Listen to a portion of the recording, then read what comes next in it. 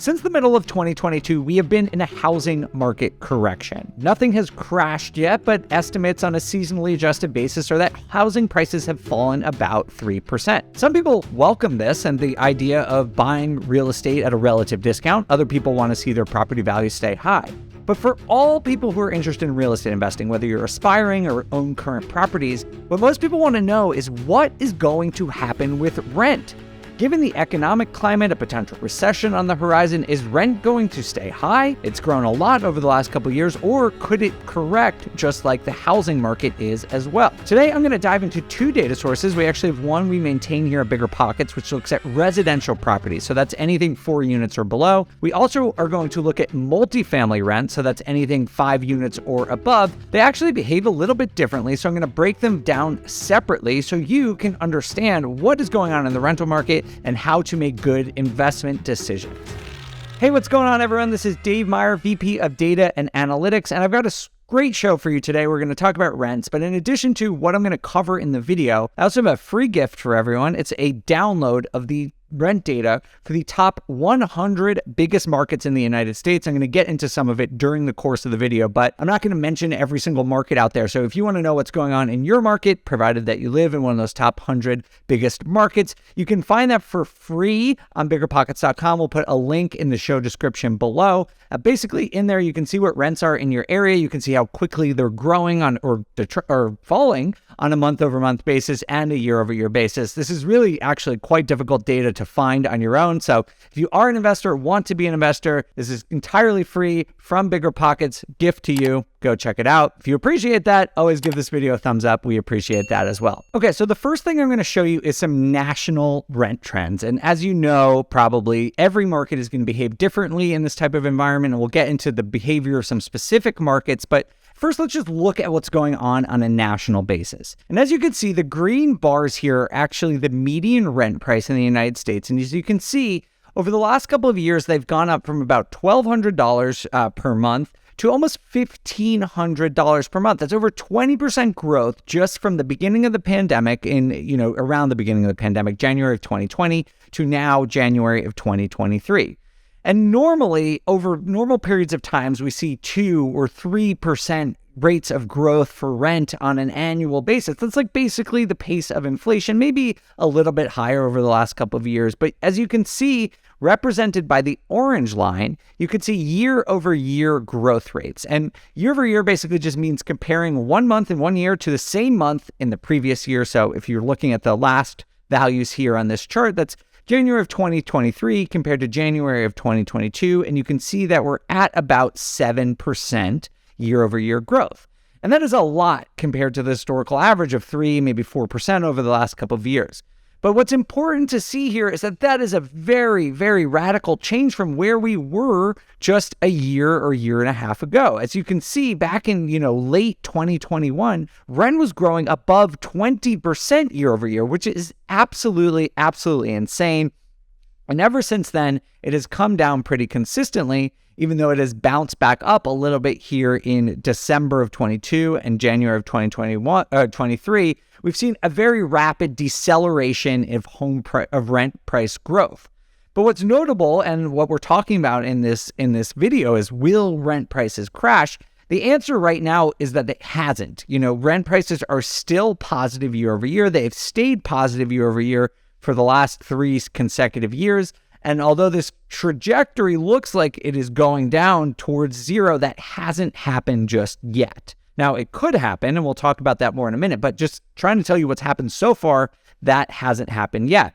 The last thing we'll point out on this chart is the blue line, which is the month-over-month rate. And as you can see, that actually has gone negative for several months recently, which indicates that, one, there is seasonality, so it sort of normally declines this type of year, but it does show that there is a good potential that rents will go negative year over year over the next couple of months. I don't think this is anything to panic yet, but to me, this represents one of the main takeaways from this video, which is don't expect a lot of rent growth. If you're a current investor or an aspiring investor and you're underwriting deals or trying to understand what the performance of your portfolio is going to be, I personally would not expect a lot of rent growth. I would expect maybe zero rent growth for the next year or two, just based on these patterns and what is going on in the broader economy. Whether things will go negative, we're going to look at in just a minute. I'm going to switch over to this next chart to help us understand this, because one of the other main things that you want to know about rent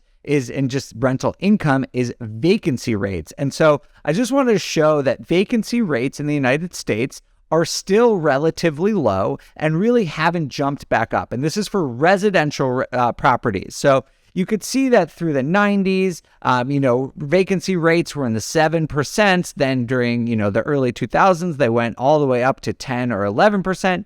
And basically ever since then, they have been falling. That is a large part due to the housing shortage that we talk about quite a lot on this show. But you can see that even though things, in the economy have shifted, we're in this housing correction, vacancy and rental vacancy has not gone up, at least as of yet. So that's sort of where we are on a national level in terms of the rental market. And I just want to jump into some of the markets, specific markets, and tell you what we're seeing. So some markets are still growing really quickly. And on a month-over-month basis, so just the last 3 months, I took the average growth for the last 3 months. What you can see is the fastest growing rental market in the U.S. is El Paso, Texas. They've had 3.4% average monthly growth over the last 3 months. So that annualizes to over 30%. I don't think that will last, but that is obviously extremely, extremely rapid growth.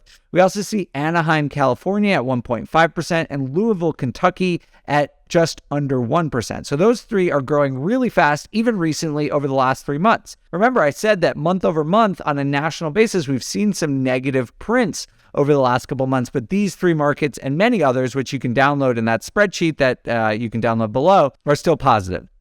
In terms of the sharpest declines on month-over-month basis, we have Detroit, which has a negative 3.3% average, Bakersfield, California, negative 2.5%, and Winston-Salem, North Carolina, which is a market that was booming, absolutely booming during the pandemic, is starting to see it come back to earth at negative 1.9% rent growth. Now, I just want to be clear that these declines are probably still way up from 2020 and even 2021. Things grew so fast, even seeing these declines as we are right now, probably still way up, and people who owned properties for quite a while in these markets are probably still very happy with how their income has progressed over the course of their investments. Now, when we look on a year-over-year basis, again, that is a more stable, long-term look at how things are going, you can see that 17 of the 100 top markets that I analyzed have seen declines. Recall just from a minute ago, I said that on a national basis, year over year, things are still up about 7%, but 17 markets have been negative, and the ones that are the most negative are Long Beach, California, Cleveland, Ohio, and St. Paul, Minnesota. So those are 3 of the 17. On the other hand, some markets are still growing like crazy. We're seeing Lubbock, Texas, El Paso, New York City is going crazy on a year-over-year basis, as is Miami. So there's still major metropolitan areas that are seeing long-term major rent growth. So this is what I was saying at the beginning, that we're seeing the splitting of the market into 2 different areas. Looking at a national basis is helpful, but really, if you want to understand what's going on in your local market, download that free data set that I was just talking about. All right, so that is basically the summary of what's going on for residential rent. I'm going to switch over to multifamily rent now and show you a few charts here. This comes from CoStar. Unfortunately, it's not publicly available data, so you can't download it, but I'll show you what I can show you here, is that for multifamily markets, rent growth has really flattened out. If you look at that sort of vertical line here on the chart, that's where we are today. Everything to the right of that vertical dotted line is a forecast. That's sort of what CoStar thinks might happen. Everything to the left is historical, and we actually know what happened. And so what we can see is that on a multifamily basis, in the summer of 2022, rent started to go down. And that is more than in the residential market. And you can see that rent growth has now, for multifamily, below 4%. Remember, for residential, it was about 7%. For multifamily now, we're looking at about 4%.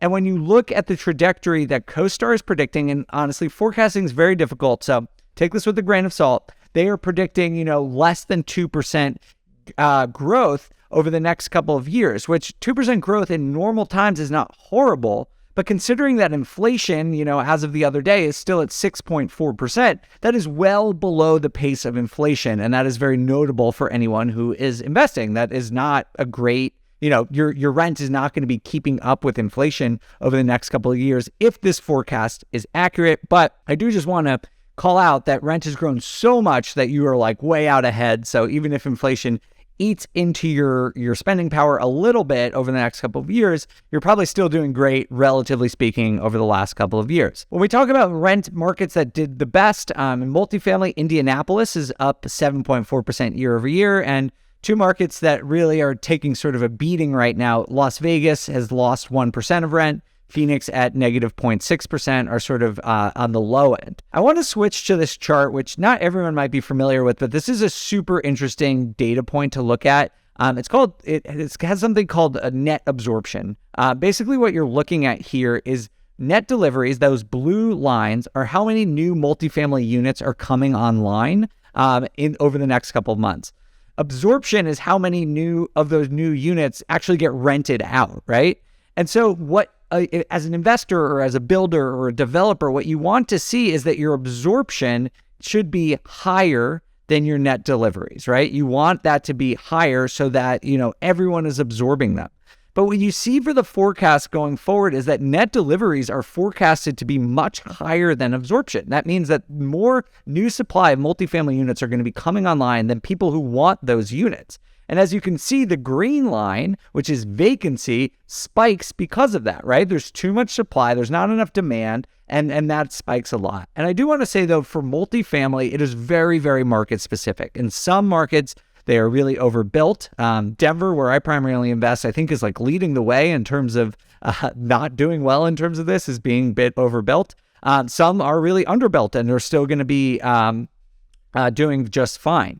I also just want to say that, forecasting this is a lot more accurate, in my opinion, than forecasting rent, because we know how many buildings are being built right now, right? So like permitting, construction takes a long time for multifamily. So it's relatively easy to forecast the deliveries for multifamily units a couple of years out because they're already in progress, whereas other things are a little bit more difficult. And so to me, this indicates that rents really could fall in multifamily because vacancy is going to go up and there's going to be an abundance of supply. And again, that is really dependent on location. Now, if you look at their forecast, this next chart here, which says overall and stabilized vacancy, you can see that vacancy is, again, this is just a closer look at it. It's expected to go up through about the middle of 2024 and then come back down, but not to where we've been over the next couple of years.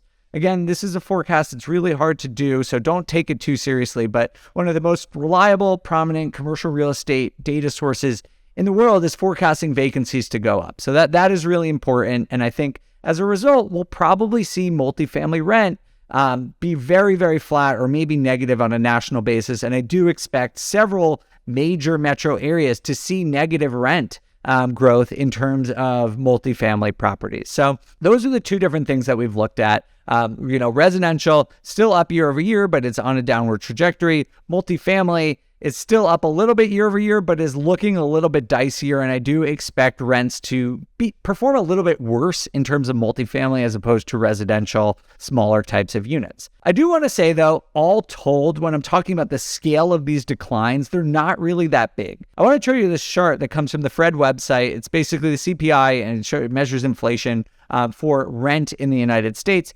And what you can see here is the rent index, which is the blue line. But what I like about this chart is those gray lines that you see here are times of recession.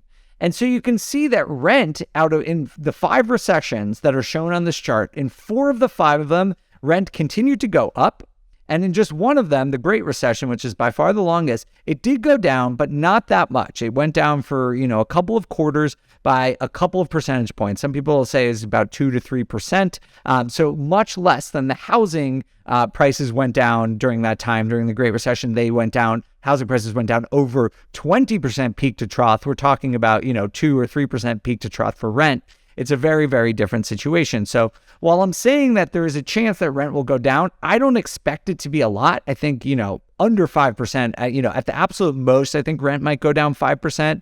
I think it's probably more likely to be flat, maybe go down 1%, because rent is really just much, much stickier than housing prices for a lot of reasons that I'm not going to get into, but I just wanted to show you with this chart. The reality of it is that rent is a lot stickier than home prices. One thing I do want to call out about this and the fact that rent is relatively sticky versus housing prices is that we could see the prospect of cash flow improve, right? If housing prices go down, but rent stays flat, that means rent to price ratios, which is a great way of estimating cash flow, could improve. And, cash flow depends a lot on debt service and how expensive mortgages are. But just in a general sense, that is one scenario that could happen because rent is really sticky and we are still in a housing correction. So that is one thing to know. So hopefully this helps you. The takeaways here for me are that rent is really slowing down. If I were an investor, I wouldn't worry too much about, free falling rents, correcting rents, crashing rents. They might go down a little bit, but I don't think that much. If you're underwriting and trying to forecast rents into the next couple of years,